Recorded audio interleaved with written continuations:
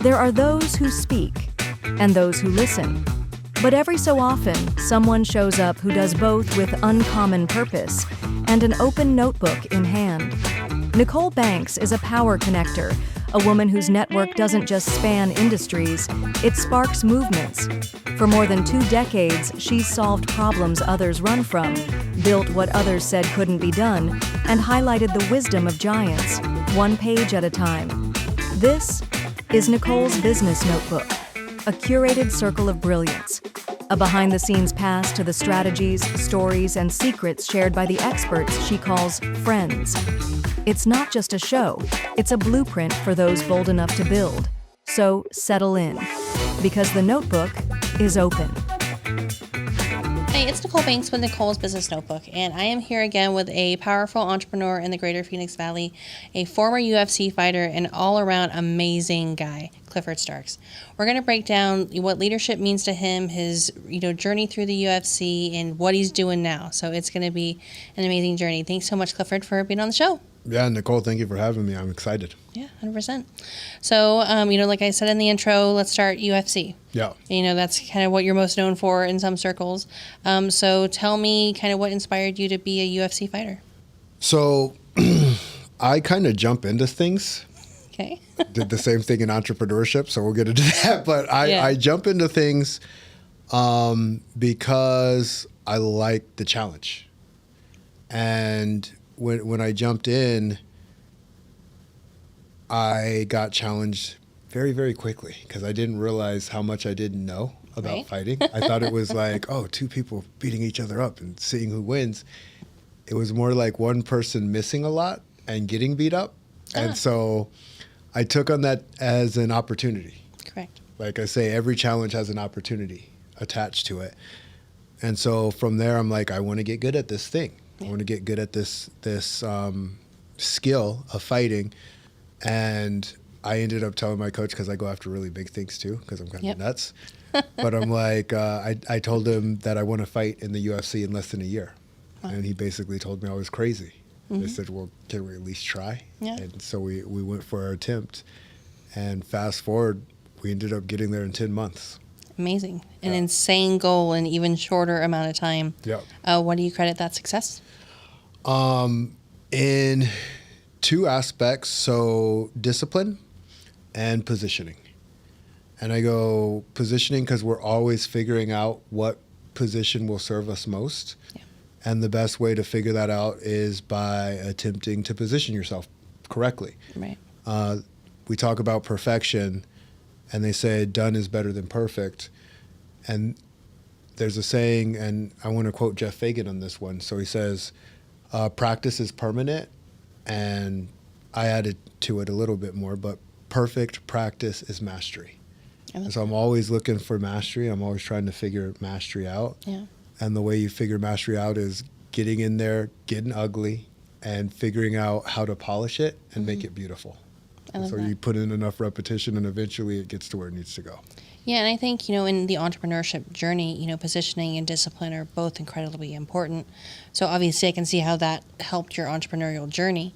What other maybe more unlikely skills as a fighter have, kind of translated to entrepreneurship? Yeah, so as I went through my journey, I created something called the Fighter's Formula. And it was several principles that I've used on my journey. And this comes from Myron Golden, actually. Myron Golden says a principle in one arena will actually transfer into other arenas as you go through the journey. And I started looking at it, and I'm like, that's actually so true. And so I took this list of principles, and I wanted to simplify it as I went through my journey. And so what I simplified was we have 4 things that we're looking for on a consistent basis. And it's like, and this is where it gets kind of interesting. Like, everybody wants money. That's important to us.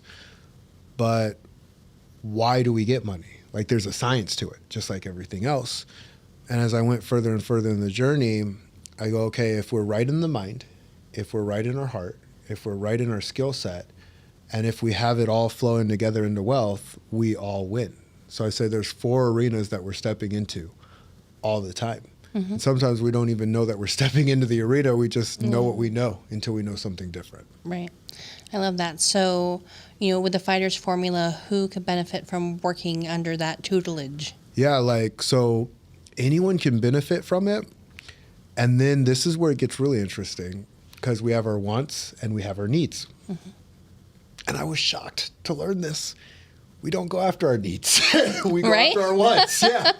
And it was freeing to me, and it was it was mind-blowing to me, because I thought we went after our needs, but we BS ourselves. We think we're going after our needs. Yeah. Like, I need to do this. I need to eat right. I need to exercise. And I was a personal trainer before I was a fighter. And I go, okay, we have all these needs and we don't do them. Right. And why don't we? It's like, because we go after what we want. Right. And then I said, well, why are people going after their wants? And then it started making me think people kind of poo-poo our wants away. Like, I want to be an astronaut. Good job, Billy. And I'll go, all right, Billy, how are you going to do that? What are you going to do? Right. How are you going to close the gap? And so I go, are we poo-pooing our wants? And what I've experienced is, that's what we do. To the point we say we want something, and then we don't know how to get it. So it just maintains as a want. And it's in the back of our head, and to the point where we're just like, well, this is real life. I got to do real life, and I got to do this, and because this is what I got to do. It's like, no, it's just the reality that you know. I love that. So, Cliff, obviously I think a lot of people can benefit from the Fighters Formula, but, working with people is two ways. So who do you want to work with? Yeah. So the ones that I want to work with are the ones who actually want to get brutally honest with their wants. And as I've gone through my journey, I work with high achievers, high achieving leaders. And at one time, that was kind of hard for me to really niche into. And the reason why is because I believe everyone's a high achieving leader if they choose to be one. Right. And as I've gone through my journey, I've realized, I got to ask a series of questions to qualify people. Qualify them, yeah. Because people will say I want to be a high achiever. So does everybody else. But are their actions actually aligning with their words? You can talk about it. Right. But are you being about it? Exactly. No, I love that. High value, high impact, achieving people have, this different, sort of way that they walk, this different way that they carry themselves. Yep. And so I can definitely see you wanting to work with these people to have the greatest impact. So how do you work with these type of people? Yeah, so it really starts with the dream, and it starts with have they turn dreams into realities. As I went through my journey, I didn't even realize my first big goal, I was overweight. I was an overweight kid. And in my head, I'm like, I don't want to be this anymore. And what's interesting, you start ruffling people's feathers. When you say you're one way and you want something different, right. Well, not everyone's going to start cheering you on and playing the Rocky music. Yeah, right. You're going to make it. You're going to do big things. There's a saying, 2 people cheering, 20 people booing. And the truth is, as I've gone further, I realized they're not even booing you. They're just booing the fact that they gave up on their dream. Right. And so I have love for them as well. But as I went through my journey, I started taking action. And I started reading up on it, and I started acting on it, and it was not as easy as I wanted it to be. And the truth is, nothing's as easy as I want it to be. But I think nothing's ever as easy as any of us want it to be. Right. And when you can get past that, that's the first lesson of learning in this game. I do want to say to entrepreneurs too, there are entrepreneurs who will tell you the truth, and there's entrepreneurs who will paint it with rose-colored glasses. Right. And just be like, it's so easy. You just have to do these things. You just have to say these 3 things, and they'll get there. Yeah. And it's like my biggest challenge, it was really kind of frustrating to me because it's about going to where they're at. Mm-hmm. And where I was I sucked. I wasn't good. And just telling me that, that would make me actually feel comfortable. Right. Instead of oh yeah, you're going to get it, Cliff. You're going to get it one of these days. But I go, oh, well, people have to listen to people. Right. And so what I really got good at and continue to get better at is listening. Like, what's the thing that's going to serve them to move them forward towards their journey? And that's going to grow and develop and become something else. But what do they do in the present moment? Because all we can control is the present moment. I love that.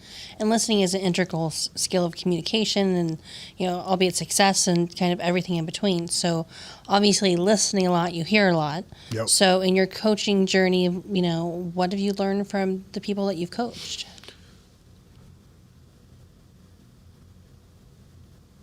People are so afraid to say what they really think. And that's where the real meat of their new action is. Myself included. It's really kind of funny. Like, Right. I'm not even saying anything that I don't do. Right. And as I go through it, like, I realize that's where the meat of things actually is, though. Right. That thing you're afraid to say because you don't know who's going to say what. Like, I love Eminem's 8 Mile because he goes, I know everything you're about to say about me. Then he uses it. Yep. Then he goes after him, and then he goes, tell these people something they don't know about me. And it's like, wow, you literally took his power by saying, I know who I am. Yeah. And I think every entrepreneur has to go through that process, and it's a scary process to go through, to say, I know who I am. Because when you know who you are, you know what you stand for. Right. And when you know what you stand for, then people come and stand with you. Right. And it's cool when you get there. Yeah. But it can be kind of scary with the getting there. No, 1,000%. So somebody's, hearing this podcast, they're like, shit, I got to stand up. I got to do the thing. What's the first tip that you want to say? The fact that you're even thinking about it is awesome. And one of my mentors says something that I really, really like. So I know you said the first one. Hey, so the first come one, at me. Let's go. The first one starts with the thought, and I love the thought. And that means they're self-motivated. Right. So it's self-motivation and then prioritization.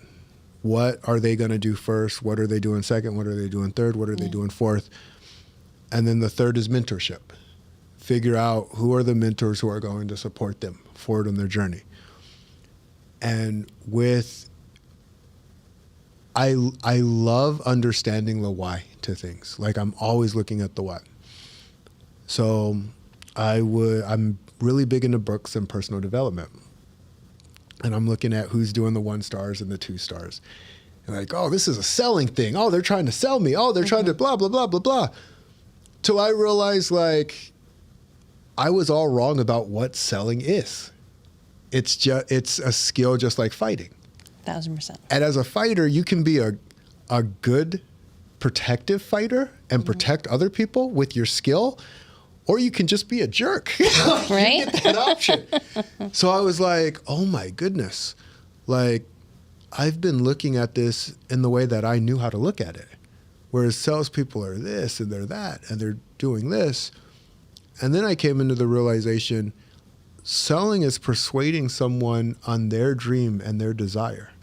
Whether that's working with you or not working with you, or if you can find something else, like it might not even be a trade of money. It could be a trade of, and I say this because I want entrepreneurs to use the one skill that they really have, their creativity.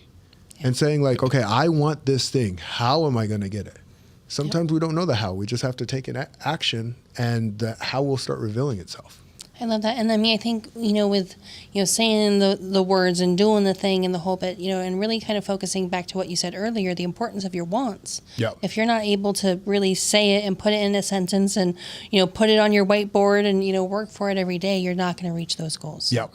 So I love that. And, with sales being, about relationships and finding that want or why and helping to, appease that need, I think is really clear to make that successful. So, from fighter to life coach is kind of a unusual sort of, here to there. Yeah. So of all the things when your career ended and the whole bit, and you're looking at the horizon, why did you choose life coach? was so funny. I didn't. Okay. That's the crazy thing. Like, people chose it for me.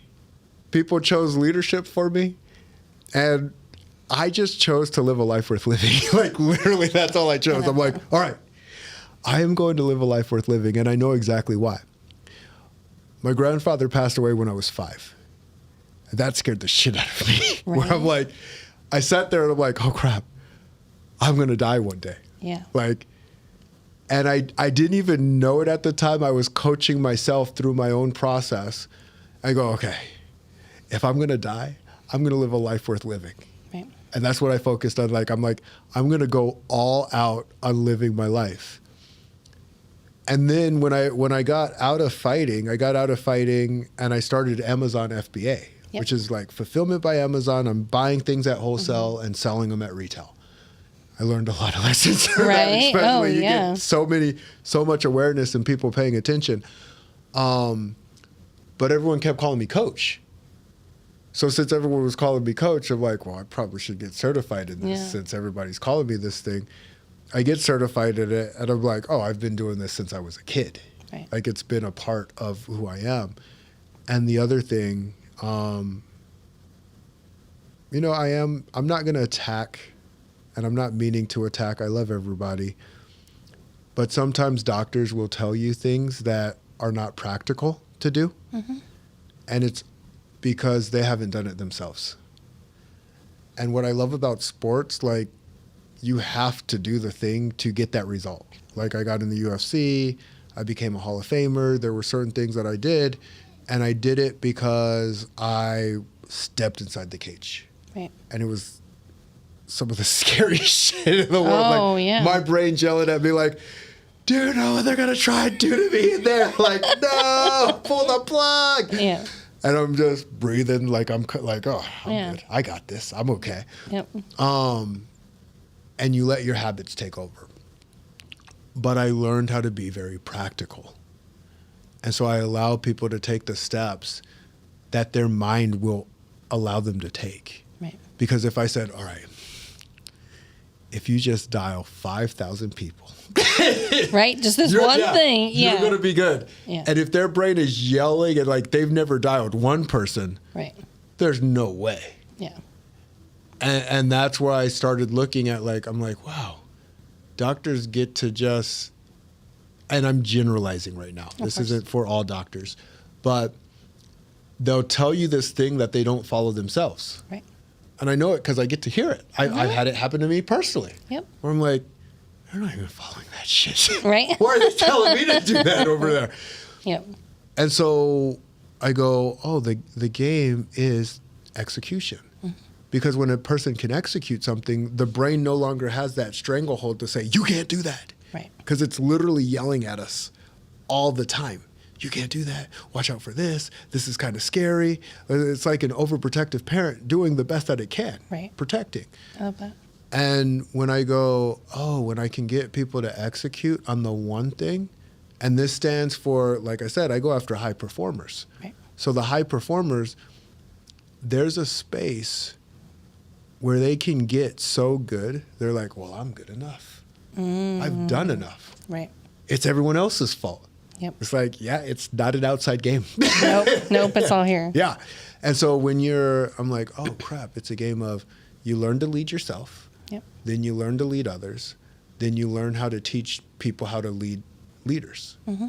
And I go, oh, it's a process. So, and we're never done with the process until we're on to that other side. And that's where the impact, I'm like, wow, I'm never going to stop.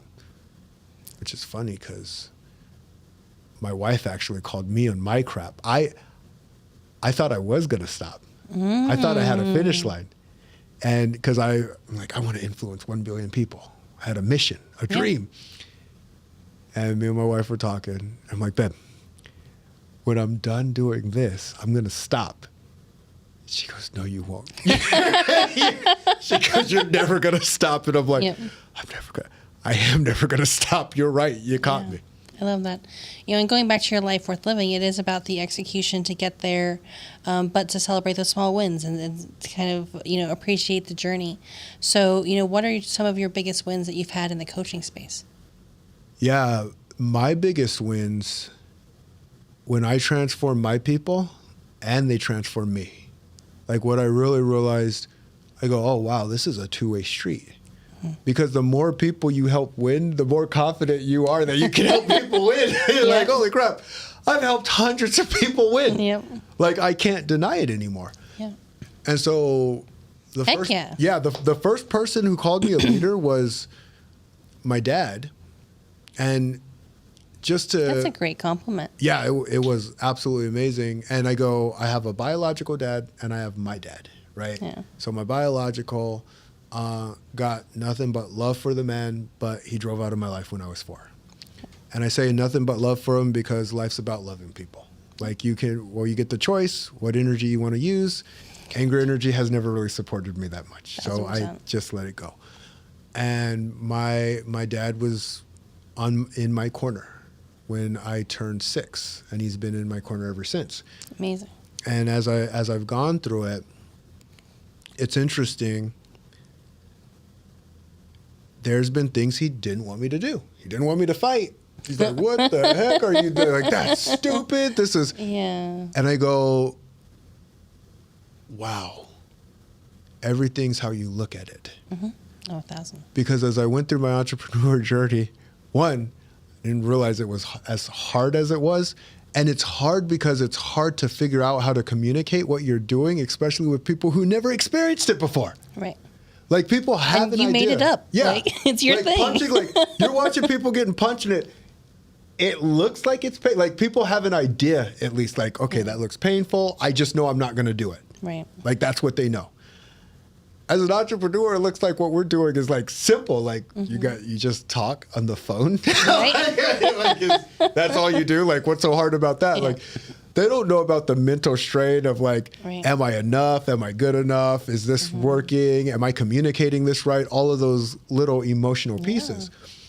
Well, in a fight, it's way more than just punching too.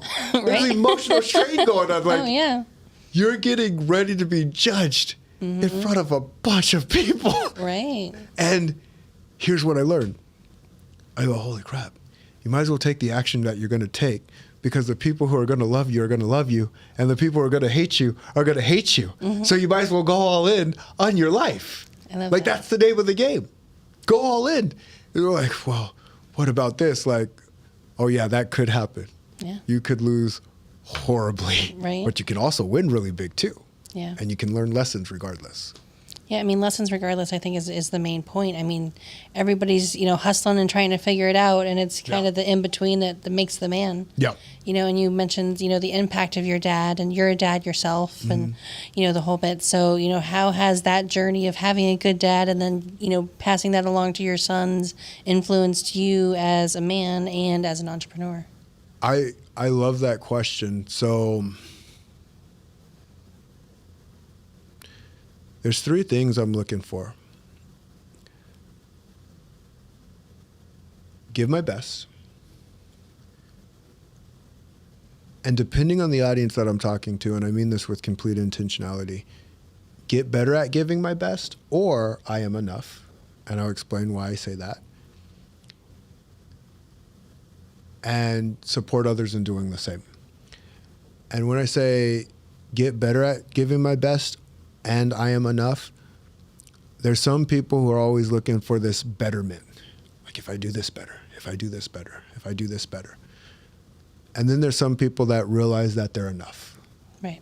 And everyone has to go through that process when they go through that process. A bird knows it's enough. It doesn't have to like, well, I need to act like a turtle now. Like right. It could even if it tried. Yep. And as I go through the journey, I realize, like, oh, we're conditioned to talk about, like, we gotta go after something, we gotta make it happen, we gotta lean in, we gotta do. And what I learned as a high performer, high performers are going to perform at a high level because they want to perform at a high level. Correct. Like, I want to be the best fighter that I could be. I want to be the best business person that I can be. Yep. Well, why? You got to have a reason.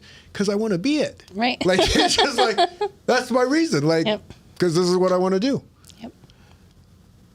And kids are like that. Like, and we take it from them. Like, just like, no, you can't just act for the sake of acting. Like, well, why not? It was working for them just great. Right. Like, my kids, until they get scared of something, and we only have 2 fears in this world, falling in loud noises. Right. And I go, okay, well, if we only have 2, and like now we have 22,000. Right. How did that happen? Yeah. And I go, oh, wow, everyone's like freaking everybody else out. Right. So my dad was always doing his best for what he saw. I am always doing my best for what I see. Yeah. And I talk to my kids and I communicate with my kids and I say, Daddy's going to be his best, you be your best, and we have a lot of fun doing it. Yep. And that's it. I love that. Yeah. Daddy makes a mistake, we figure it out. Right. Tyson or Titus make a mistake, we figure it out. Right. There are no mistakes. There's just ways to position ourselves better. I love that. You know, I can see, just how you carry yourself and the way that you do things. You definitely see the influence of you being a dad and what you do and that, nurturing energy, even from a fighter's perspective. That dichotomy is not something you would expect, but I think you kind of balance that line, exceptionally well. So excited. Thank you so much for taking the time to be on the show today. Yeah, thank you. Focusing on our wants and not poo-pooing our wants. Yes. To say what we want. Go all in on your wants. Yes, what Clifford said. So awesome. Again, thank you so much for taking the time to be on the show today. Thank you. I appreciate you. Awesome. So we're here with Clifford Starks. We went through the fighter's formula, his one of working with high impact individuals, what he's about, how he's about it, and the influence of, strong men can propel business forward in a lot of great ways.